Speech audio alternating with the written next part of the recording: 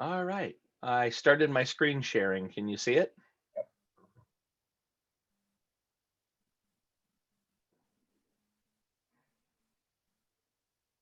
Barry? Yes. It works perfect. Okay, perfect. All right. Good morning, everybody. Welcome to our June 2021 member Zoom meeting.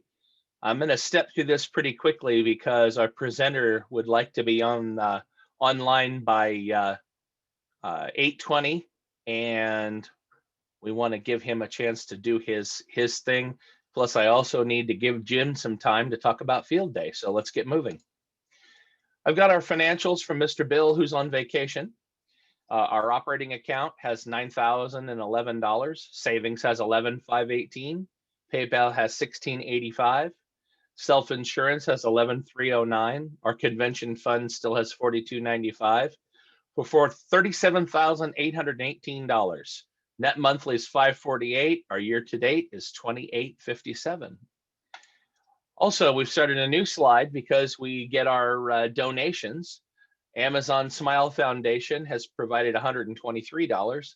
Members who have donated, we have some that donate every month on an auto donation that like to stay anonymous, and we thank them. And everybody else who does their donations is $536.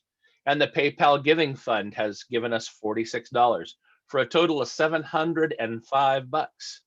So that's where we are now. Our membership, we have 446 members. It's because we're in the middle of renewal time. Our numbers went down, and as it catches up, I'm sure it'll go back up. Our area ARRL members is 279. We have 20 new members this month, and we have 37 volunteer examiners. There's a test. My understanding is there's a test while I'll be out of town, but Crystal has been doing a great job of coordinating all the testing and getting a bunch of new hams in.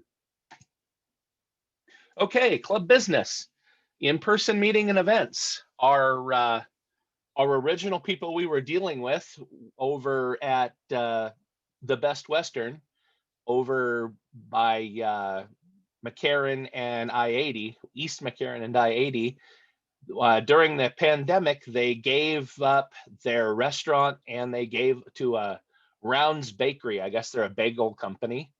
So they're in charge of the meeting room. So there's no way for us to do breakfast and a meeting, and they're selling the meeting room for $500 a shot. So that's we're now on a search for another place.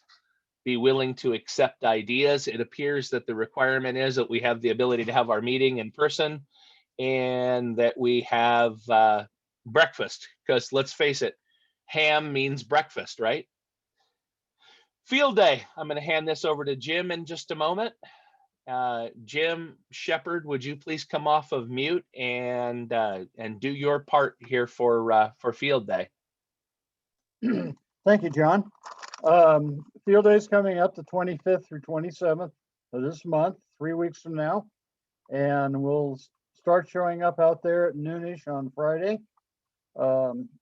We'll be setting up, and then the bulk of the remaining setup will be done Saturday morning before it starts at 11 o'clock. We're going to run a 7A operation again. We're still looking for some operators who want to come out and play all night long. There's quite a bit of activity to be had then, and by the time most of us have been out there and set up and got everything going and been working, or generally beat by about 1 o'clock at night there on Saturday night, Sunday morning, and we need operators at that time. We're well established on getting the food going. We're going to have the tri-tip dinner again on Saturday night. Everybody's welcome. Even if you're not interested in playing with the radios, come on out. We haven't had a group meeting of the club, and that it's going to be a $7.50 charge for the food for Saturday night dinner. And there's now a new sign-up sheet, thanks to Eric. our webmaster. If you go to the, let me see, let me share the screen here. Oh, never mind. I won't do it. Anyway, you go to the club website, and then you'll click on the activities tab there on top. You go in from the activities tab and that. Anyway, go into the activities tab. You'll see the field day operation there. Click on that. Scroll down just a hair, and there it is. Saturday night barbecue, and it'll take you to the sheet to sign up and make your payments. So anyway, we would like to get everyone signed up by the 23rd, which is the Wednesday before the event. That way we know how much food to buy. We're also going to run a couple of classes at Field Day. We get some bonus points for doing that, but it is a very practical operation. We're going to do 2 sessions on Friday night and on Saturday morning on building and putting on coax connectors on coax. And I think this would be real useful for, especially for new hams, to learn how to put them on correctly. Anyway, the main thing about Field Day is getting out there and having fun. And we generally have a ton of that. A good time to meet with folks, to wander around to the various different operations. We'll have 2 CW operations, 2 digital operations, and 3 voice HF operations. And that will plenty of opportunity to get in, try some new equipment, some different equipment. We'll have some club radios out there. We'll have some top of the line stuff like my Elecraft setup and things like that, where you can get on there and play and learn about some of these modes, and just come on out and have a lot of fun. Right now, in terms of needs, we are needing some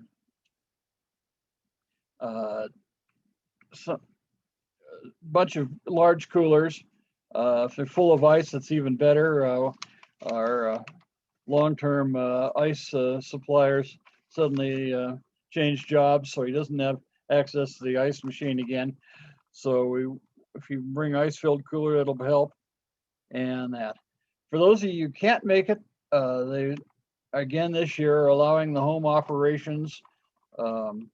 They put a 100-watt limit on power for the home operations.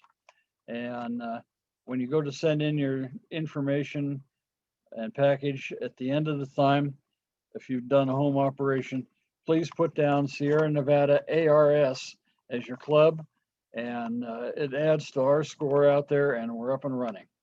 And that's about all I have. Back to you, John. Thanks. Thanks, Jim. Nicely done. Just so everyone knows, Jim Shepard's been working for about the last 6 months to try and make this good for all of us. So I definitely I hope everyone takes a minute when you're out there and says thanks to him. And my understanding is Jim likes donuts, so we'll keep that in mind also. I'm not particularly fond of donuts, but anyway, thank you for the thought there, John. All right. Let's go really quickly. I'm gonna have to cut it short so that we're there for our 8:20 presenter. But let's open it for comments from members. Barry, you want to let it open, and if you would please say your call and say your piece. Again, as always, this is your club. We're just we're here so that we all can do this together. So if you have anything, unmute yourself and say your call and say your piece. KG7 QXE. Go ahead, Wes. Yeah, Jim, is there anything that we can do on the net for you that ask for some people to do what? You need operators. You're still looking for operators. What? nighttime operators and the coolers with ice. And that would be the big things we're looking at right now. Okay, Bob, W7VD. Hey, thank you. Put it on the air. Go ahead, Bob. Hey, Jim, do you need any 12 gauge electrical cords? I got probably about 100, 150 feet.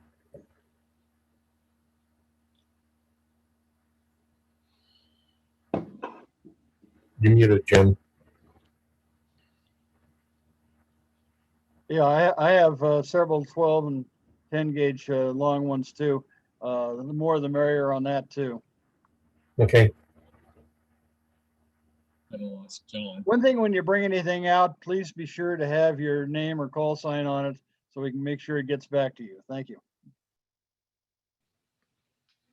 Who else do we have? Also, like, think something, just give your call sign. Kilo Julia 7 Golf Echo Zulu. Hey, go ahead, Jerry. I'd like to point everybody to the excellent article by Howie in the Snapland Craddock about the Pony Express reride. I'm heading up the communication coordination, and we still need ham. So please go to Howie's excellent article in the Crackling Static and give me a call or email me, KJ7 Golf Echo Zulu @gmail.com. Thank you. Yeah, thanks for the article, and just tell us when the dates are, you know? Put you on the spot. The dates start June 17th at 1 o'clock when the ponies come into Nevada from California. They exit the great state of Nevada on 6/20 at 1 in the morning. And I have 1, 2, 3, 4, 5, 6, 7, 8 positions to fill. Some are relay positions that are static, and others are following the pony where you need a 4-wheel drive vehicle. Okay, very cool. It's a great event. I don't think you guys had it last year because of the pandemic. So thanks for writing it up. Thank you, Barry. Yeah, we have our guests here, but we have plenty of time. Tim will be on at 20 after, if not before. So who else has a question or a comment? Just open your mic and give your call sign. KI7 ZDX, Kirby. Hey, go ahead, Kirby. Is there much room for RVs out there at the field day at Washoe? Yes, there's no hookups available at our site, however, but there's plenty of parking and that. If you go on Google Zoom or Google Earth, and you can zoom in on the state park there, and we're right next to the boat landing in that area right there, and you can see all the parking availability. Jim, W7VD, Bob. Go ahead.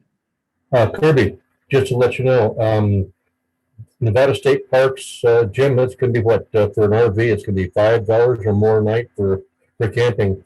What I was gonna say is, Nevada State Parks beforehand, you can go down and get a senior annual permit for state parks for about, I believe it's 25, Jim? And that'll cover you for the rest of the year.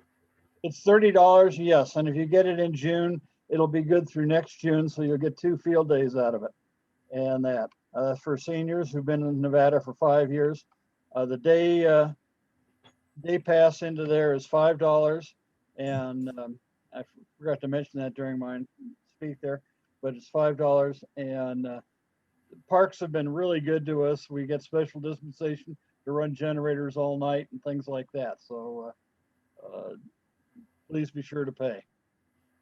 And my point of reference would be is you get that $30 annual permit, and now, oh wait, you got Washington State Park, but if you got an RV, guess what? You can hit out the rest of the state parks, eastern side, middle. There's some beautiful camping areas in the state of Nevada where you can get a nice camping spot for nothing because you have a permit. Oh yeah, there are just some amazing places in our state to camp if you get the statewide permit.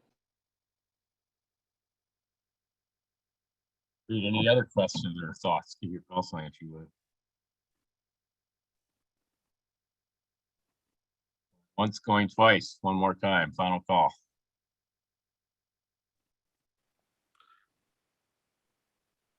Tim Stoffel, NS90. Do you need radios, transmission lines, antennas, power distribution, anything like that? Bandpass filters for field day? We've got all the bandpass filters. We pretty much have the equipment all lined up and that. but we would sure love to have you out there giving us a hand operating. Okay, thank you. I may do that. All right, everybody, last call.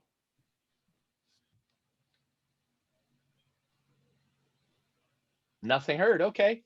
I have a message from W7SSB, Don Sherman. You know, he works down at Hammond Hi-Fi, and everyone, you know, goes down there and walks through amateur radio history and a lot of the, you know, tubes and stuff like that. Ethan, who owns the store, has picked up a bunch of estates, and he's been out hitting different places. And they are getting back because of everything going back to, you know, fully open.